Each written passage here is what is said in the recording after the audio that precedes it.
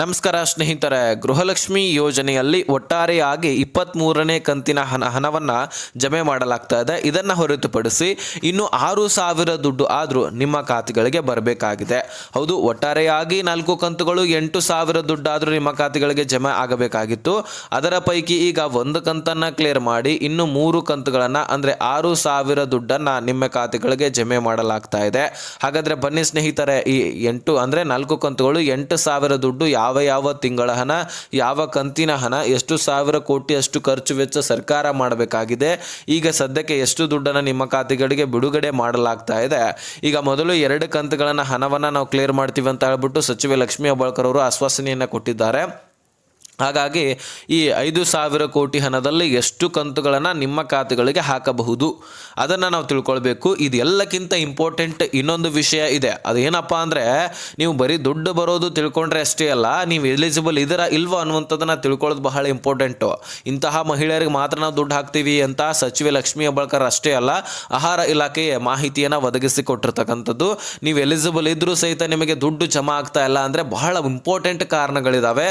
ನೀವು ಏನು ಸರಿ ಮಾಡಬೇಕು, ಯಾಕೆ ನಿಮ್ಮ ಖಾತೆಗಳಿಗೆ ಎಲಿಜಿಬಲ್ ಇದ್ರೂ ದುಡ್ಡು ಬರ್ತಾ ಇಲ್ಲ, ರೇಷನ್ ಮಾತ್ರ ಸಿಗುತ್ತೆ ಆದರೆ ಗೃಹಲಕ್ಷ್ಮಿ ದುಡ್ಡೇ ಬರೋದಿಲ್ಲ, ಸರ್ಕಾರವೇ ಹಾಕ್ತಾ ಇಲ್ಲ ಅನ್ನುವಂತಹ ಅನುಮಾನಗಳು ಕೂಡ ನಿಮ್ಮಲ್ಲಿ ಸೃಷ್ಟಿಯಾಗಿರಬಹುದು. ಆದರೆ ಅದಕ್ಕೆ ಕಾರಣ ಇದೆ. ಅದು ಏನು ಅನ್ನುವಂಥದ್ದನ್ನು ಈ ಒಂದು ವಿಡಿಯೋದಲ್ಲಿ ನೋಡ್ತಾ ಹೋಗೋಣ.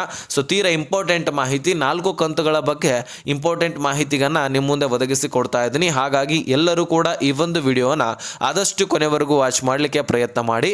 ಚಾನಲ್ಗೆ ಸಬ್ಸ್ಕ್ರೈಬ್ ಮಾಡಿಲ್ಲ ಅಂದರೆ ಇದೇ ರೀತಿ ಲೇಟೆಸ್ಟ್ ಆದಂಥ ಅಪ್ಡೇಟನ್ನು ಕೊಡ್ತಾ ಇರ್ತೀವಿ. ಅದಕ್ಕೆ ನಾನು ಮತ್ತೊಂದು ಸಾರಿ ಹೇಳೋದಿಲ್ಲ, ಸಬ್ಸ್ಕ್ರೈಬ್ ಮಾಡಿ ಅಂತ. ನಿಮಗೆ ಇಂಪಾರ್ಟೆಂಟ್ ಅನಿಸಿದರೆ ಸಬ್ಸ್ಕ್ರೈಬ್ ಮಾಡಿಕೊಂಡು ನೋಟಿಫಿಕೇಶನ್ ಅಲ್ಲಂತನೂ ಕೂಡ ಸೆಟ್ ಮಾಡ್ಕೊಳ್ಳಿ. ಸ್ನೇಹಿತರೆ, ಒಟ್ಟಾರೆಯಾಗಿ ಸರ್ಕಾರ ನಿಮಗೆ ಡಿಲೇ ಅಂದರೆ ಕಂತುಗಳನ್ನು ಸರಿಯಾಗಿಯೇ ಹಾಕ್ತಾ ಇಲ್ಲ. ಇದು ಒಂದು ಕಡೆ ಆದರೆ, ಸರ್ಕಾರಕ್ಕೆ 4 ಕಂತುಗಳ ಹೊರೆ ಬಿದ್ದ ಕಾರಣಕ್ಕಾಗಿ ಮತ್ತಷ್ಟು ಹೊರೆ ಬಿದ್ದರೆ ಮಹಿಳೆಯರ ಆಕ್ರೋಶ ವ್ಯಕ್ತಪಡಿಸೋದು ನಿಜ, ಮಹಿಳೆಯರು ಪ್ರತಿಭಟನೆ ರೋಡಿಗಿಳುವುದು ನಿಜ. ರೈತರು ಹೇಗೆ ಇಳಿದಿದ್ರಲ್ವಾ ಹಾಗೆ ಕಬ್ಬಿನ ಬೆಲೆ ಹೆಚ್ಚಳ ಮಾಡಿ ಅಂತ, ಹಾಗೆ ಮಹಿಳೆಯರು ಏನಾದರೂ ಇಳಿದಿದ್ದೇ ಆದರೆ ಈ 4 ತಿಂಗಳ ಹಣ ಒಂದೇ ತಿಂಗಳಲ್ಲಿ ಕ್ಲಿಯರ್ ಆಗುವಂತಹ ಸಾಧ್ಯತೆಯೂ ಕೂಡ ಇದೆ.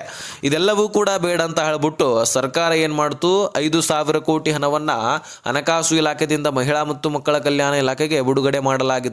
ಈ 5,000 ಕೋಟಿ ಹಣದಲ್ಲಿ 4 ಕಂತುಗಳು ಕ್ಲಿಯರ್ ಆಗ್ತಾವ ಅಂತ ನೀವು ಕೇಳಬಹುದು.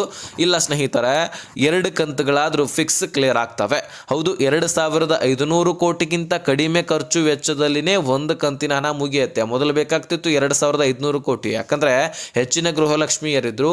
ಈಗ ಬರ್ತಾ ಏನಾಗ್ತಾ ಇದೆ, ಆಹಾರ ಇಲಾಖೆ ಇದ್ದದ್ದು ಸಾಕಷ್ಟು ರೂಲ್ಸ್ಗಳನ್ನು ತಂದು, ಅದರಲ್ಲಿ ಎಲಿಜಿಬಲ್ ಇದ್ರೂ ಸಹಿತ ಮತ್ತಷ್ಟು ರೂಲ್ಸ್ ಅನ್ನು ತಂದು ಮತ್ತಷ್ಟು ಗೃಹಲಕ್ಷ್ಮಿಯರನ್ನ ಹೊರಗಿಡಲಾಗ್ತಾ ಇದೆ. ರೇಷನ್ ಕಾರ್ಡ್ಗಳನ್ನು ರದ್ದು ಮಾಡಲಾಗ್ತಾ ಇದೆ. ಮೇಲಿಂದ ಮೇಲೆಗೆ ಡಾಕ್ಯುಮೆಂಟ್ಸ್ಗಳನ್ನು ವೆರಿಫಿಕೇಶನ್ ಮಾಡ್ತಾ ಇದೆ. ಬರೀ ಗೃಹಲಕ್ಷ್ಮಿಗೋಸ್ಕರ ಅಷ್ಟೇ ಅಲ್ಲ, ರೇಷನ್ ಕೊಡೋದಕ್ಕೋಸ್ಕರ ಅಷ್ಟೇ ಅಲ್ಲ, ಪಿಂಚಣಿಯಲ್ಲಿ ಕೂಡ ವೆರಿಫಿಕೇಶನ್ ಆಗ್ತಾ ಇದೆ. ಬೆಳೆ ಹಾನಿ ಪರಿಹಾರ, ಬರ ಪರಿಹಾರ, ಫಸಲ್ ಬಿಮಾ ಯೋಜನೆಯಲ್ಲಿ ಕೇಂದ್ರ ಸರ್ಕಾರವು ಕೂಡ ವೆರಿಫಿಕೇಶನ್ ಮಾಡುತ್ತೆ. ಹೆಚ್ಚಾನೆಚ್ಚು ರಾಜ್ಯ ಸರ್ಕಾರ ಏನು ಮಾಡ್ತಾ ಇದೆ ಅಂದರೆ, ಹಿಂದಿನ ಯಾವ ವರ್ಷದಲ್ಲಿ ಕೂಡ ಯಾವ ಪಕ್ಷವೂ ಕೂಡ ಮಾಡದಂತಹ ಕೆಲಸವನ್ನ ಈಗ ಮಾಡ್ತಾ ಇದೆ. ಯಾಕಂದ್ರೆ ಹಿಂದಿನ ದಿನಗಳಲ್ಲಿ ಹಿಂದಿನ ಪಕ್ಷಗಳಲ್ಲಿ ಗ್ಯಾರಂಟಿ ಯೋಜನೆಗಳು ಇರಲಿಲ್ಲ, ಸರ್ಕಾರಕ್ಕೆ ಅಷ್ಟೊಂದು ಖರ್ಚು ವೆಚ್ಚ ಆಗ್ತಿರೋದಿಲ್ಲ. ಹಾಗಾಗಿ ಈ ಕಡೆ ಬೆಲೆಗಳು ಕೂಡ ಏರಿಕೆ ಆಗ್ತಿರ್ಲಿಲ್ಲ, ಒಂದು ಲೆವೆಲಲ್ಲಿ ನಡೀತಾ ಇತ್ತು. ಸರ್ಕಾರ ಎಲ್ಲರಿಗೂ ಕೂಡ ಇಂತಿಷ್ಟು ಅಂತ ಹೇಳ್ಬಿಟ್ಟು ಕೊಡ್ತಾ ನಡೀತಾ ಇತ್ತು. ಅದೊಂದು ಸ್ಕೀಮ್ ಇದೊಂದು ಸ್ಕೀಮ್ ಅಂತ ಹೇಳ್ಬಿಟ್ಟು. ಆದರೆ ಇಲ್ಲೇನು ಪಂಚ ಗ್ಯಾರಂಟಿಗಳು ಬಂದುಬಿಟ್ಟು ಎಲ್ಲ ಬೆಲೆಗಳನ್ನು ಏರಿಸಲಾಗಿತ್ತು. ಯಾಕಂದರೆ ಸರ್ಕಾರದ ಹೊರೆ ಬೀಳ್ತಾ ಇತ್ತು. ಖರ್ಚು ವೆಚ್ಚ ಎಲ್ಲಿಂದ ಮಾಡಬೇಕು ಸರ್ಕಾರ?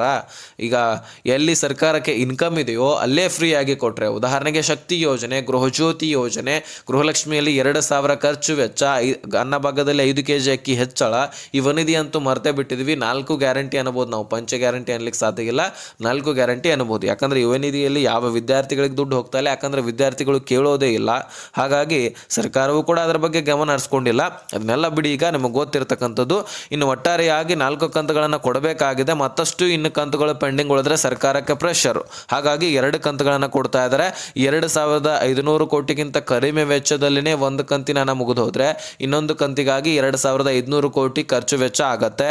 ಈಗ ಮೊದಲು 23ನೇ ಕಂತಿನ ಹಣವನ್ನು ನಿಮ್ಮ ಖಾತೆಗಳಿಗೆ ಜಮೆ ಮಾಡಲಾಗ್ತಾ ಇದೆ. ಇನ್ನೊಂದು ಕಂತನ್ನು ಕೂಡ ಇದೇ ಡಿಸೆಂಬರ್ 15ನೇ ತಾರೀಕಿನ ನಂತರ 24ನೇ ಕಂತಿನ ಹಣ ಕೂಡ ಜಮಾ ಮಾಡುವಂತಹ ಸಾಧ್ಯತೆ ಇದೆ. ಹೌದು, ಸಚಿವೆ ಲಕ್ಷ್ಮೀ ಹೆಬ್ಬಾಳ್ಕರ್ ಅವರು ಮಹಿಳಾ ಮತ್ತು ಮಕ್ಕಳ ಕಲ್ಯಾಣ ಇಲಾಖೆಯಿಂದ ಬಂದಿರತಕ್ಕಂತಹ ಇನ್ಫಾರ್ಮೇಷನು, ಇದೇ ಡಿಸೆಂಬರ್ ತಿಂಗಳಲ್ಲಿ 2 ಕಂತುಗಳನ್ನು ಕ್ಲಿಯರ್ ಮಾಡಲೇಬೇಕು. ಯಾಕಂದರೆ ಸರ್ಕಾರಕ್ಕೆ ಮತ್ತಷ್ಟು ಹೊರೆ ಬೀಳಬಾರ್ದಂದ್ರೆ ಇವುಗಳನ್ನು ಆದಷ್ಟು ಕ್ಲಿಯರ್ ಮಾಡಲೇಬೇಕು. ಇನ್ನು ಸ್ನೇಹಿತರ, ಎಂತಹ ಮಹಿಳೆಯರಿಗೆ ದುಡ್ಡು ಬರುತ್ತೆ ಅನ್ನುವಂಥದ್ದನ್ನು ಕೂಡ ನಾನು ಹೇಳಬೇಕಾಗಿದೆ. ಬಹಳ ತೀರಾ ಇಂಪಾರ್ಟೆಂಟ್ ಮಾಹಿತಿ ಇದು. ನೀವು ಎಲಿಜಿಬಲ್ ಇದ್ದೀರಿ, ಈಗ ಸಾಕಷ್ಟು ಜನ ಕಾಯ್ತಾ ಇರ್ತೀರಿ ದುಡ್ಡು ಬರುತ್ತೆ ಅಂತ. ನೀವು ದುಡ್ಡು ಬಿಡುಗಡೆ ಆದರೂ ಸಹಿತ ನಿಮ್ಮ ಖಾತೆಗಳಿಗೆ ಬರಲಿಲ್ಲ ಅಂದರೆ ಅವಾಗ ಏನು ಮಾಡ್ತೀರಾ? ಹಾಗಾಗಿ ನೀವು ಈ ವಿಷಯ ತಿಳ್ಕೊಳ್ಳೇಬೇಕು. ಈಗ ನಿಮಗೆ ಬೇಸಿಕ್ ಅಂತೂ ಗೊತ್ತಿದೆ, GST ಪೇಯರೋ, ಇನ್ಕಮ್ ಟ್ಯಾಕ್ಸ್ ಪೇಯರೋ, ಇನ್ನು ಸರ್ಕಾರಿ ನೌಕರಸ್ಥರು ಒಂದೇ ರೇಷನ್ ಕಾರ್ಡ್ನಲ್ಲಿ ಹೆಚ್ಚುವರಿ ಇದ್ದರೆ ಅದು ಕೂಡ ರದ್ದಾಗತ್ತೆ. ನಿಮ್ಮ ವಾರ್ಷಿಕ ಆದಾಯ ಹೆಚ್ಚಿದ್ರೆ ಅದು ಕೂಡ ರದ್ದಾಗತ್ತೆ. ದೊಡ್ಡ ದೊಡ್ಡ ಬಿಲ್ಡಿಂಗ್ ಇರಲಿ ಅಥವಾ ಮೀಟರ್ಗಳನ್ನು ಹೆಚ್ಚಿನ ಬಾಡಿಗೆಗಳನ್ನು ಮನೆಗಳನ್ನು ಕಟ್ಟಿಸಿ ಕೊಡೋದಾಗಿರಲಿ, 4 ವೀಲರ್ ವಾಹನಗಳು ಹೆಚ್ಚಾಗಿ ಇರೋದಾಗಿರಲಿ, ಇಂಥವ್ರಿಗೆ ಯಾರಿಗೂ ಕೂಡ ರೇಷನ್ ಕಾರ್ಡೇ ಸಿಗೋದಿಲ್ಲ. ಇದು ನಿಮಗೆ ಗೊತ್ತಿದೆ. ಹಾಗಾಗಿ ಈ ಒಂದು ರೇಷನ್ ಕಾರ್ಡ್ ಇದ್ದಂಥವರು ಇದರ ಬಗ್ಗೆ ಗಮನ ಹರಿಸ್ಬೇಕು. ಇವೆಲ್ಲವೂ ಕೂಡ ಬಿಡಿಸಿ ಬೇರೆ ವಿಷಯವನ್ನೇ ನಾನು ಹೇಳ್ತಾ ಇದ್ದೀನಿ. ಹೌದು, ಎಲಿಜಿಬಲ್ ಇದ್ರೂ ಸಹಿತ ದುಡ್ಡು ಬರೋದಿಲ್ಲ ನೋಡಿ, ಅಂಥವರಿಗೆ ಈ ವಿಷಯವನ್ನು ತಿಳಿಸ್ತಾ ಇದ್ದೀನಿ. ಸ್ನೇಹಿತರೆ, ನೀವು ರೇಷನ್ ತೆಗೆದುಕೊಳ್ತೀರಿ, ಓಕೆ. ಆ ರೇಷನ್ ಸಿಕ್ಕಿರ್ತಕ್ಕಂಥದ್ದನ್ನು ನೀವು ಕಾಳಸಂತೆಗಳಲ್ಲಿ ಮಾರಾಟ ಮಾಡೋದು, ಇನ್ಯಾರಿಗೋ ಮಾರಾಟ ಮಾಡೋದು, ಅಥವಾ ರೇಷನ್ ಅಂಗಡಿಯವರಿಗೆ ಮಾರಾಟ ಮಾಡೋದು, ಈ ರೀತಿ ಏನಾದರೂ ಮಾಡ್ತಾ ಇದ್ದರೆ ಒಂದೊಂದು ತಾಲೂಕುಗಳಲ್ಲಿ ಹೆಚ್ಚಿನ ಪ್ರಮಾಣದಲ್ಲಿ ರೇಷನ್ ಒಂದು ಅಕ್ಕಿ ಮಾರಾಟ ಆಗ್ತಿರುತ್ತೆ. ಹಾಗಾಗಿ ಅಲ್ಲಿ ಹೆಚ್ಚಿನ ಪ್ರದೇಶದಲ್ಲಿ ಆಹಾರ ಇಲಾಖೆ ಗಮನ ಹರಿಸುತ್ತೆ. ಹೆಚ್ಚಾಗಿ ಯಾವ ತಾಲೂಕಿನಲ್ಲಿ ಹೆಚ್ಚಿನ ಅಕ್ಕಿ ಮಾರಾಟ ಮಾಡ್ತಿರುತ್ತೋ ಅಲ್ಲಿರ್ತಕ್ಕಂತಹ ರೇಷನ್ ಕಾರ್ಡ್ಗಳನ್ನು ಹೆಚ್ಚುವರಿ ರದ್ದು ಮಾಡಲಿಕ್ಕೆ ಪ್ರಯತ್ನ ಮಾಡುತ್ತೆ. ಹಾಗಾಗಿ ಇದು ನಿಮ್ಮ ಗಮನದಲ್ಲಿರಲಿ. ಇನ್ನು ಒಂದು ವೇಳೆ ನೀವು ರೇಷನ್ ಕಾರ್ಡ್ಗೂ ಎಲಿಜಿಬಲ್ ಇದ್ರಿ, ಗೃಹಲಕ್ಷ್ಮಿ ದುಡ್ಡು ಜಮಾ ಆಗ್ತಾ ಇದೆ, ಆದರೆ ನೀವು ರೇಷನ್ನೇ ತೆಗೆದುಕೊಳ್ತಾ ಇಲ್ಲ, ಬೇರೆ ಕಡೆ ದುಡಿಮೆ ಮಾಡ್ತಾ ಇದ್ರಿ, ಅಲ್ಲಿಂದ ಇಲ್ಲಿ ಬಂದು ರೇಷನ್ ತೆಗಿಲಿಕ್ಕೆ ಖರ್ಚು ವೆಚ್ಚನೂ ಕೂಡ ಆಗುತ್ತೆ. ಆ ಖರ್ಚು ವೆಚ್ಚದಲ್ಲಿ ನಮ್ಗೆ ಹೊರಗಡೆನೇ ರೇಷನ್ ಸಿಗತ್ತೆ ಅನ್ನಬಹುದು, ಅಥವಾ ಇನ್ನಿತರ ಕಾರಣಗಳಿಂದ ನೀವು ರೇಷನ್ ತೆಗೆದುಕೊಳ್ಳಿಕ್ಕೆ ಆಗಿರಲಿಲ್ಲ ಅಂದರೆ ಸರ್ಕಾರ ನಿಮ್ಮ ಕಾರಣವನ್ನು ಕೇಳೋದಿಲ್ಲ. ನಮಗೆ ರೇಷನ್ ಕಾರ್ಡ್ ರದ್ದು ಮಾಡೋದು ಒಂದೇ ಇಂಪಾರ್ಟೆಂಟ್ ಅಂತ ಆಹಾರ ಇಲಾಖೆ ಕುಲ್ಲ ಹೇಳುತ್ತೆ, ನಿಮಗೆ ಓಪನ್ ಆಗಿ ಹೇಳುತ್ತೆ. ಯಾಕಂದರೆ ಸರ್ಕಾರಕ್ಕೆ ಎಷ್ಟು ರೇಷನ್ ಕಾರ್ಡ್ಗಳು ರದ್ದಾಗುತ್ತೋ ಅಷ್ಟು ಬೆಟ್ರು, ಅಷ್ಟು ಖರ್ಚು ವೆಚ್ಚ ಆಗೋದಿಲ್ಲ. ಈಗ ಗೊತ್ತಿದೆ ನಿಮಗೆ, ರೇಷನ್ ಕಾರ್ಡನ್ನು ಅಪ್ಲಿಕೇಶನ್ ಹಾಕ್ಲಿಕ್ಕೇ ಸರ್ಕಾರ ಬಿಡ್ತಾ ಇಲ್ಲ. ಈ ಕಾಂಗ್ರೆಸ್ ಪಕ್ಷ ಹೋಗುವವರೆಗೂ, ಈ ಗ್ಯಾರಂಟಿ ಯೋಜನೆಗಳು ನಿಲ್ಲುವವರೆಗೂ ನಿಮಗೆ ರೇಷನ್ ಕಾರ್ಡ್ಗೆ ಅವಕಾಶನೇ ಕೊಡೋದಿಲ್ಲ. ಬರೆದಿಟ್ಕೊಂಡ್ಬಿಡಿ. ಯಾಕಂದರೆ ಇನ್ನೂ ಹೆಚ್ಚಿನ ರೇಷನ್ ಕಾರ್ಡ್ಗಳು ಉದ್ಭವ ಆದರೆ ಹೆಚ್ಚುವರಿ ಮದುವೆ ಆಗೇ ಇರ್ತವೆ, ಎಲ್ಲರೂ ಕೂಡ ರೇಷನ್ ಕಾರ್ಡನ್ನು ಮಾಡಿಸ್ಲಿಕ್ಕೆ ಓಡಾಡ್ತಾರೆ. ಒಂದು ವೇಳೆ ಈ ಗ್ಯಾರಂಟಿ ಯೋಜನೆಗಳು ನಿಂತು ಹೋದ ಮೇಲೆ ಒಂದು ವೇಳೆ ಈ ರೇಷನನ್ನು ಅಪ್ಲಿಕೇಶನ್ ಹಾಕೋದು ಬಿಟ್ಟರೆ ಸರ್ವರ್ ಇಷ್ಟು ಬಿಸಿ ಆಗತ್ತೆ, ಅದನ್ನು ನೀವು ಖಂಡಿತವಾಗ್ಲೂ ನೆನೆಸ್ಕೊಳ್ತೀರಿ. ಇಷ್ಟು ಮಹಿಳೆ ಅಂದರೆ ಮದುವೆ ಆದವರು ರೇಷನ್ ಕಾರ್ಡ್ ಸಪ್ರೇಟ್ ಮಾಡ್ಕೊಳ್ಳಿಕ್ಕೆ ಓಡಾಡ್ತಾ ಇರ್ತಾರೆ. ಈಗ ಅವಕಾಶನೇ ಕೊಟ್ಟಿಲ್ಲ. ಹಾಗಾಗಿ ಅವಕಾಶ ಕೊಟ್ಟ ತಕ್ಷಣ ಯಾರೂ ಕೂಡ ನಿಲ್ಲೋದಿಲ್ಲ, ಮೊದಲು ಮಾಡಿಸ್ಕೊಳ್ಳೋ ಕೆಲಸನೇ ಅದೇ.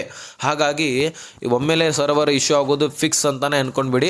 ಸರ್ಕಾರ ಇದಕ್ಕೆ ಅವಕಾಶ ಮಾಡಿಕೊಡಬೇಕಾಗಿದೆ. ಯಾಕಂದರೆ ಹೊಸ ಮದುವೆ ಆಗಿರ್ತಾರೆ, ಅವರು ಬೇರೆ ಕಡೆ ವಲಸೆ ಹೋಗಿ ನಿಲ್ಲೋರು ಇರ್ತಾರೆ. ಹಾಗಾಗಿ ಅವ್ರಿಗೂ ಕೂಡ ಬೇರೆ ರೇಷನ್ ಕಾರ್ಡ್, ಅವ್ರದ್ದು ಕುಟುಂಬ ಇರುತ್ತೆ, ಅದಕ್ಕೆ ಅವಕಾಶ ಮಾಡಿಕೊಡಬೇಕು. ಇದು ಕೂಡ ನಮ್ಮ ಮನವಿ ಸರ್ಕಾರಕ್ಕಿರುತ್ತೆ. ಸರ್ಕಾರದ ದುಡ್ಡನ್ನು ಉಳಿಸ್ಕೊಳ್ಳಿಕ್ಕೆ ಸರ್ಕಾರ ಈ ರೀತಿ ಮಾಡೋದು ತಪ್ಪಾಗುತ್ತೆ.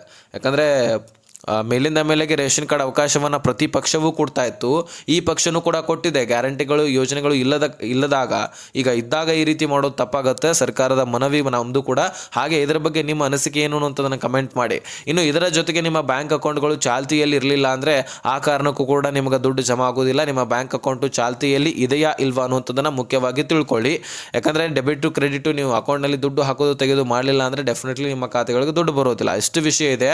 ನೀವು ಇದನ್ನು ಗಮನದಲ್ಲಿ ಇಟ್ಕೊಂಡು ಕೆಲಸ ಮಾಡಿದ್ದೆ ಆದರೆ ಇನ್ನೂ 15ರಿಂದ 20 ಕಂತುಗಳು ಬರಬಹುದು. ಅಂದರೆ 30,000ದಿಂದ 40,000 ದುಡ್ಡು ಬರ್ಬೋದು. ಲೇಟಾಗಿ ಬರುತ್ತೆ, ಓಕೆ, ಆದರೆ ಬರುತ್ತಲ್ವಾ. ಹಾಗಾಗಿ ಆ ದುಡ್ಡುಗಳನ್ನು ಮಿಸ್ ಮಾಡ್ಕೊಳ್ಬೇಡಿ. ಒಟ್ಟಾರೆಯಾಗಿ ಇನ್ಫಾರ್ಮೇಷನ್ ತಿಳಿಸ್ಬೇಕಾಗಿದ್ದು ತಿಳಿಸ್ತೀನಿ. ಅರ್ಥ ಆಗಿದ್ರೆ ನೆಕ್ಸ್ಟ್ ಮಾಹಿತಿ ಸಿಗೋಣ. ಅಲ್ಲಿ ತನಕ ಬಾಯ್ ಬಿಡಿ ಫ್ರೆಂಡ್ಸ್.